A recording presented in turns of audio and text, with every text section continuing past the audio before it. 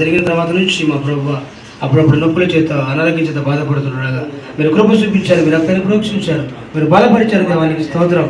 అన్నని మీరు దీవించండి ప్రభు.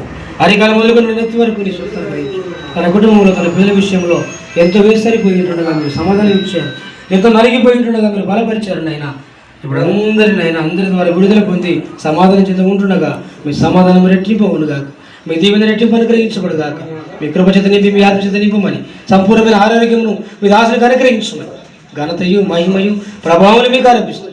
యేసుక్రీస్తు ద్వారా ఈ ప్రార్థన అడిగి వేడుకొనుచున్నాము తండ్రి, ఆమేన్. దయగల తండ్రి, కృపగల దేవా, మీ వందనాలు, మీకు స్తోత్రాలు. మీ బిడ్డ దాసులను బాలమ్మ కొరకే ప్రార్థన చేస్తున్నాను. నాకని మీరు జ్ఞాపకం చేస్తున్నాంటే మీరు దీవించండి ప్రభువానికి స్తోత్రం. అతనిలో ఉన్న ప్రతి బలహీనతను మీరు కొట్టివేసినందుకే స్తోత్రం. మీ బలమును ధరింపజేసినందుకే స్తోత్రం. మీ ఆరోగ్యం ఇచ్చినందుకే స్తోత్రం. మీ కృప, మీ కాపుదల ఈ కుటుంబానికి అక్కకు మీరు అనుగ్రహించండి. మీ కుటుంబాన్ని మీరు దీవించండి. దయగల తండ్రి, కృపగల దేవానికి స్తోత్రాలు. వారిలో ఉన్న ప్రతి విధమైనటువంటి అనాలోచనలు కొట్టివేయబడి మీ ఆలోచన చేత, మీ కృప చేత, మీ రక్షణ చేత వారు నింపబడి ముందుకు సాగే భాగ్యం వారికి అనుగ్రహించండి. అవసరతలు అక్కర్లో మీరు తోడుగా ఉండమని దీవించమని, వారి హృదయ వాంఛలు నెరవేర్చమని, వారి ఆటంకాలు తొలగించి మీరు నడిపించమని, ఘనతయు మహిమయు ప్రభావం మీకు కనిపిస్తుంది.